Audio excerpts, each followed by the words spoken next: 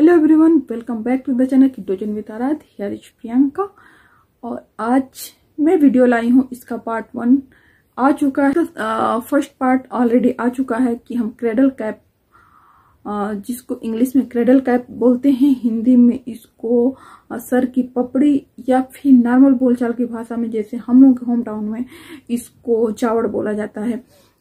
इसको ये बच्चों में पाया जाता है। इसको रिमूव कैसे करें? न्यू बॉर्न बेबी का ये प्रॉब्लम होता है, ये न्यू बॉर्न बेबी में मोस्टली पाया जाता है। तो इसको हम कैसे रिमूव करें, इस कब से रिमूव करें, क्या रेमेडी अपनानी चाहिए, कैसे क्या ट्रीटमेंट होता है और मेरा पर्सनल एक्सपीरियंस क्या है, ये सारी चीजें इस वीडियो में इंक्लूड हैं और इसलिए वीडियो को एंड तक जरूर देखिएगा।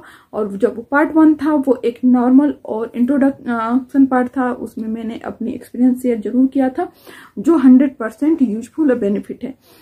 तो उसका पार्ट 2 मुझे लाना था, डीपली आपको समझाना था कि कैसे होता है, क्या क्या आप यूज कर सकते हैं, आपके लिए ऑल अल्टरनेटिव ऑप्शन क्या क्या हैं, ये सारी चीजें मैं इस वीडियो में लाई हूँ। तो वीडियो को एंड तक बने रहिएगा और हाँ, लाइक जरूर करिएगा अगर वीडियो पसंद आए तो, और चैनल पर नए हैं तो जरूर warm welcome on my channel. और हाँ, सब्सक्राइब करके मेरी छोटी सी फैमिली का हिस्सा जरूर बनिएगा। और ये जो क्रेडल कैप का ये जो प्रॉब्लम है ना, उसका सारे सोल्यूशन इस वीडियो में मिलने वाले हैं। तो पूरा एंड तक वीडियो देखिएगा विदाउट स्किप। तो चलिए हम वीडियो स्टार्ट करते हैं। First of all, cradle cap होता क्या है? तो ये बच्चों के माथे पे यहाँ नॉर्मली पाया जाता है, जो पपड़ी जैसा होता है, जो ड्राई होता है तो खुरदुरा सा हार्ड लगता है, बट वो जब गीला हो जाता है तो पतली स्किन जैसा वो होता है, सॉफ्ट हो जाता है। तो ये मोस्टली पाया जाता है न्यूबॉर्न बेबी में। और कभी कभी क्या होता है कि बच्चे बड़े हो जाते हैं तो भी हो जाता है। तो पेरेंट्स नॉर्मली परेशान हो जाते हैं, मोस्टली उनको ये गिल्टी फील करने लगते हैं कि मोस्ट प्रोबेबली ये एक डैंड्रफ है, जो हमने बच्चे को प्रॉपरली क्लीनिंग पे ध्यान नहीं दिया, हाइजीन पे ध्यान नहीं दिया, उनका प्रॉपर हेड को हमने क्लीन नहीं किया और ऑयलिंग नहीं की, शायद इसकी वजह से ये सारी प्रॉब्लम हुई है। तो क्रेडल कैप बनता क्यों है? ये हर बच्चे में होता है, किसी में ज्यादा होता है, किसी में कम होता है। क्यों बनता है? शायद ये एक नेचुरल प्रोसेस है, चाइल्ड डेवलप का एक नेचुरल प्रोसेस है, हम यही कहेंगे। क्यों बनता है? इसका कुछ ऐसा नहीं, स्टार्टिंग में इसके बहुत ज्यादा साइड इफेक्ट या बहुत ज्यादा प्रॉब्लम नहीं होती है। तो हम जैसे बच्चों के और बॉडी पार्ट होते हैं जो समय के साथ इम्प्रूव होते हैं, वैसे ही क्रेडल कैप है जो समय के साथ क्या होता है, वो रिमूव हो जाता है। अब हम बात करते हैं कि किस एज तक ये कब बनता है और कब रिमूव हो जाता है। तो नॉर्मली ये बेबी के बर्थ के टाइम पे ही, जब बच्चा पैदा होता है तभी बन जाता है और इसके बाद ये अप्रोक्स 3 मंथ तक रहता है। लेकिन कभी कभी एक्सेप्शनल केस भी हो जाते हैं, हर चीज में एक्सेप्शनल केस होता है, इसमें भी होता है कि बच्चे को आफ्टर 3 मंथ बाद भी ये बन सकता है। और कभी कभी ऐसा होता है कि जैसा मैं इस पिक्चर में दिखा रही हूँ आप लोगों को, कि हेड के अलावा हेड पे भी होता है, बच्चों के आईब्रोज पे होने लगता है, उनके चिक और इधर भी होने लगते हैं। तो ये क्या होता है, जब क्रेडल कैप का जो पार्ट होता है वो यहाँ, क्योंकि जैसे डेंड्रफ, कभी कभी लोगों के हेड में डेंड्रफ होता है तो उनको प्रॉब्लम आईज में भी आ जाती है, क्योंकि उनको यहाँ पे भी डेंड्रफ होने लगता है। तो जब आप जाते हो, मतलब कि आईब्रो पे भी हो जाता है और आईलिड पे हो जाता है, आईब्रो पे हो जाता है, ऐसे ही बच्चों को यहाँ आईब्रो आईलिड पे भी हो जाता है। कभी कभी उनको चिक वगैरह पे भी प्रॉब्लम हो जाती है, क्योंकि बच्चों की स्किन बहुत सॉफ्ट और सेंसिटिव होती है, यही रीजन हो सकता है। बेसिकली इसका मेन रीजन क्या है, ये अभी डॉक्टर्स भी नहीं बता पाते कि क्रेडल कैप बनने का मेन रीजन क्या है। तो हम इसको यही मान के चलते हैं कि ये। अब हम बात करते हैं इसको रिमूव कब करना चाहिए। तो आपका जब न्यूबॉर्न बेबी 3 मंथ हो जाए तो आप इसको रिमूव कर सकते हैं। और अगर 3 मंथ के बाद बन रहा है, तो जब ये बनना स्टार्ट हो रहा है और आप जब भी इसको देख रहे हैं, तो आप तुरंत अपने डॉक्टर से, पेडियाट्रिशियन से कॉन्टेक्ट करिए और उनसे पूछ के आप इसका ट्रीटमेंट स्टार्ट कर सकते हैं। मैं यहाँ पे कुछ ट्रीटमेंट लेके आई हूँ जिसको करके आप ट्राई कर सकते हैं, और इसका बेनिफिट जैसा मैंने किया था ये भी मैं बताऊंगी कि मेरा एक्सपीरियंस क्या था, मैंने कैसे किया था। क्योंकि जैसे मैंने बताया कि हर बच्चे के क्रेडल कैप बनता ही है, तो हर माँ का, हर पेरेंट का ये कंसर्न होता है और हर एक का एक एक्सपीरियंस होता है। तो चलिए हम यहाँ स्टार्ट करते हैं कि क्रेडल कैप को हम रिमूव कैसे करें। आफ्टर 3 मंथ बाद आप इसको रिमूव करने का प्रोसेस आपको स्टार्ट कर देना है। अभी मार्केट में बहुत सारे प्रोडक्ट क्रेडल कैप के लिए, बच्चों के बेबी प्रोडक्ट्स बहुत आ रहे हैं, तो आप ऑनलाइन ऑफलाइन कहीं भी परचेज कर सकते हैं। यहाँ मैं पिक्चर के साथ इंक्लूड कर रही हूँ कि क्या क्या है प्रोडक्ट्स, आपको कहाँ कहाँ मिल जाएगा, ये भी मैं इस वीडियो में आपको बताने वाली हूँ। तो आपको क्रेडल कैप रिमूव कैसे करना है इसको भी डिस्कस करेंगे। पहले हम बता लेते हैं कि प्रोडक्ट्स क्या हैं। तो बच्चों के क्रेडल कैप रिमूव करने के एक कॉम आता है, सॉफ्ट कॉम बच्चों के लिए, क्योंकि बच्चों का जो ये पोर्शन होता है काफी सॉफ्ट होता है। मैंने अपने लास्ट के वीडियो में बताया हुआ है, वो वहां पे आप जाके इसको वॉच कर सकते हैं। तो वहां आप नॉर्मल कॉम नहीं यूज कर सकते, क्योंकि न्यूबॉर्न बेबी के लिए हर प्रोडक्ट सॉफ्ट और उनके बॉडी के अकॉर्डिंग आते हैं।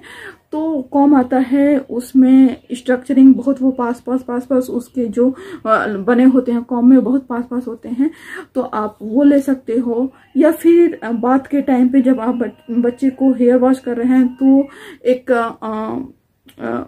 हेयर मसाज करने का भी आता है, हेयर रब करने का, उसको भी आप ले सकते हो। वो भी ऑनलाइन ऑफलाइन जाके आप कहीं भी चेकआउट कर सकते हो। और इसके बाद आप बच्चे को शैम्पू, मेडिकेटेड शैम्पू आप ले सकते हो जो डैंड्रफ फ्री होता है, जो स्पेशली बच्चों के लिए क्रेडल कैप के लिए ही आता है।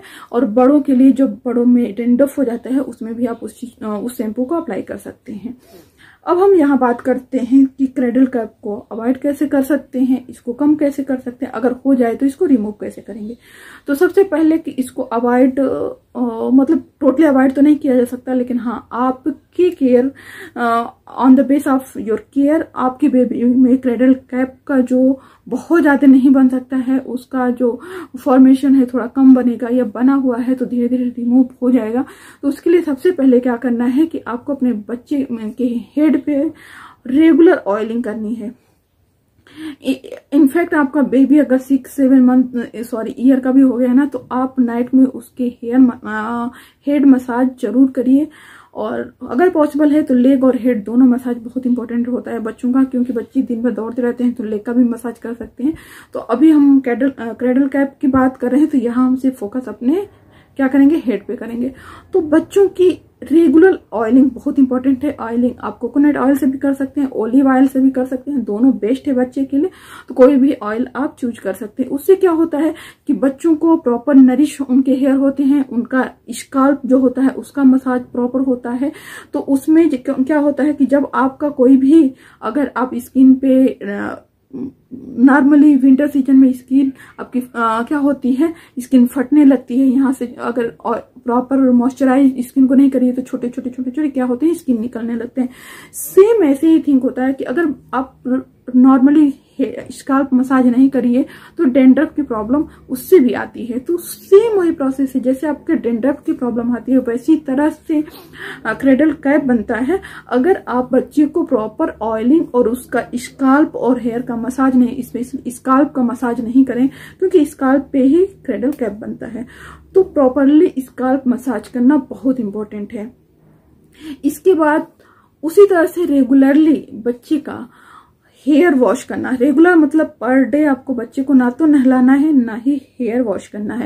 लेकिन मोस्टली आप ये ध्यान दीजिए कि बच्चे को आपको 3 दिन में 4 दिन में, समर सीजन है तो, और विंटर में आप वाइप आउट भी कर सकते हैं। बच्चे को वाइप आता है, कोई भी ब्रांड का जो आपको अच्छा लगता है आप वाइप ले सकते हो। जॉनसन का आता है, हिमालय का आता है, बहुत सारे आते हैं, तो आप देख के या फिर अपने पेडियाट्रिशियन से कांटेक्ट करके ले सकते हैं, उससे भी वाइप आउट कर सकते हो बच्चे को।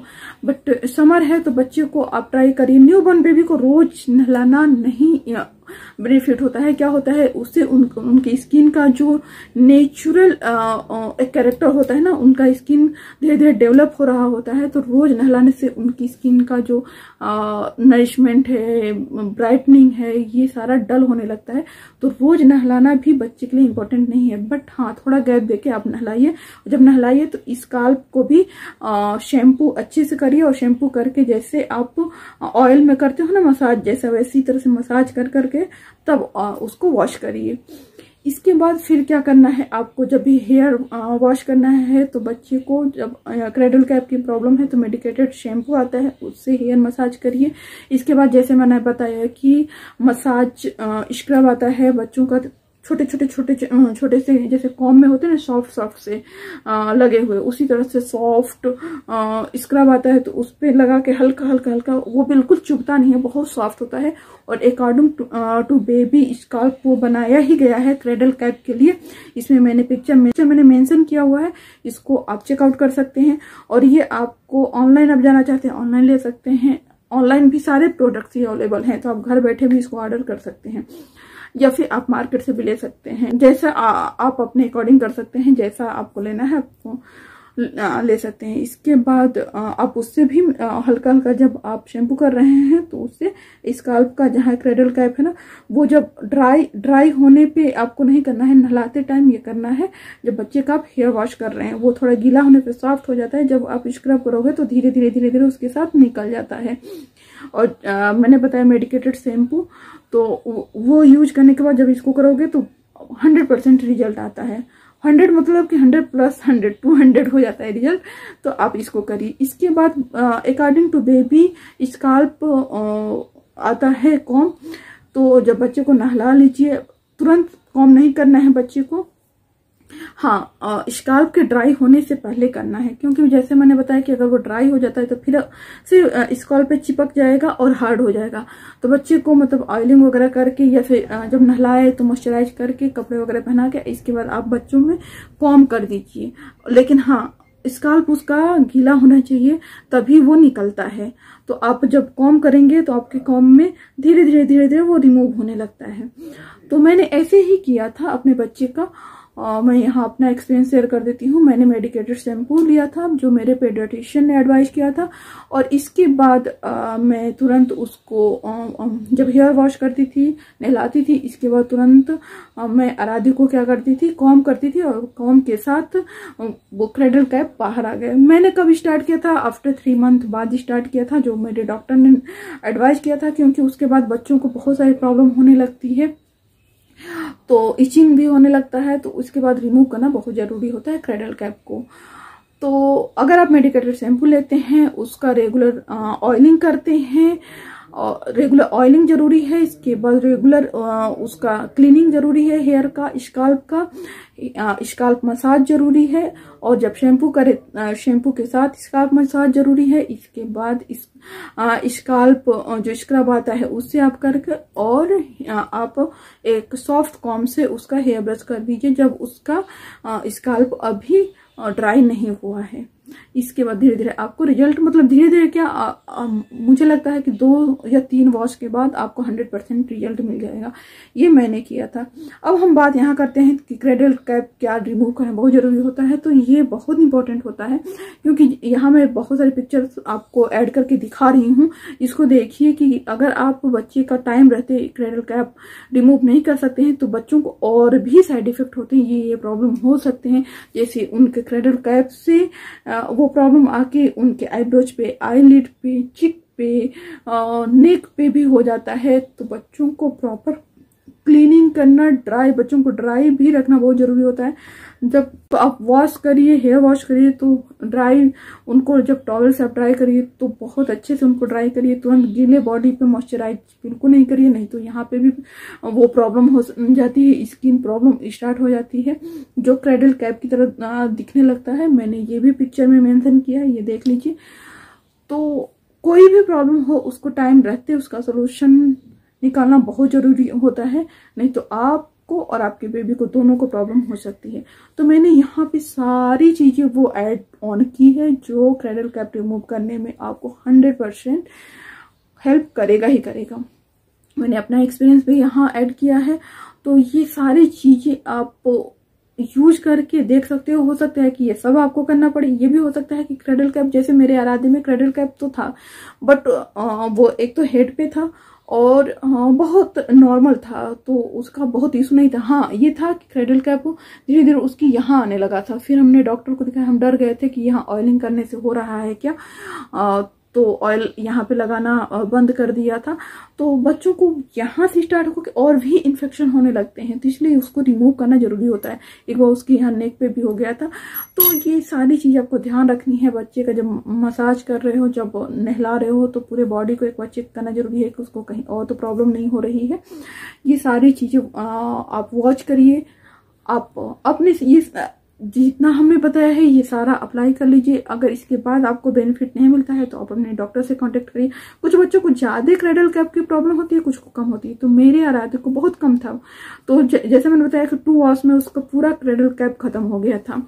और ऑनेस्टली मैं तो बहुत शॉक्ड और बहुत हैप्पी हो गई थी। और इस शैम्पू से मैं बहुत सेटिस्फाइड हूँ कि मुझे इतना जल्दी, सिर्फ 2 आवर्स में उसका पूरा मुझे 100% रिजल्ट मिल गया था। मुझे और कुछ नहीं करना पड़ा था। ना मैंने हेड मसाजर लिया था, मतलब जो मैंने बताया स्क्रब वो नहीं लिया था। हाँ, और सारी चीजें मैं प्रॉपरली करती थी। जितना मैंने यहाँ पे आपको बताया है सब कुछ, ये मेरा एक्सपीरियंस है, मैं प्रॉपरली ये सारी चीजें फॉलो करती थी आराध्य के टाइम में। तो होप गाइज कि आप लोगों को आपके पेरेंटिंग में काफी हेल्प करेगा। फिर तुम सब जरूर करिएगा। आपको अगर ये वीडियो अच्छा लगे, आपके लिए यूजफुल हो तो। और हाँ, जाते जाते मैं बोल रही हूँ कि आप हमारे चैनल को जरूर सब्सक्राइब करिए और मेरी फैमिली का हिस्सा जरूर बनिए, क्योंकि इस फैमिली पे पेरेंटिंग, बेबी के रिलेटेड वीडियो आते रहते हैं, जो सिर्फ आप लोगों के हेल्प के लिए मैं बनाती हूँ। अपने एक्सपीरियंस शेयर करती हूँ, अपने नॉलेज शेयर करती हूँ, और जिसमें बहुत सारी स्टडी और रिसर्च की रहती हूँ। ये सारे टॉपिक्स को लेके ये सारे आप लोगों के साथ मैं शेयर करती हूँ, तो जो आपके पेरेंटिंग को काफी इंजॉयफुल और हैप्पी बनाएगा। Parenting is most beautiful journey of our whole life. हमारे ये छोटा सा पेरेंटिंग जो पीरियड होता है ना, ये हमारी पूरी लाइफ को बहुत ब्यूटीफुल बना देता है। तो इसको एंजॉय करिए, इसको सेलिब्रेट करिए, और ये तभी हो पाएगा जब आपका बेबी हेल्दी और अच्छे से है। तो फिर मिलते हैं हम नेक्स्ट वीडियो में। Till then bye bye.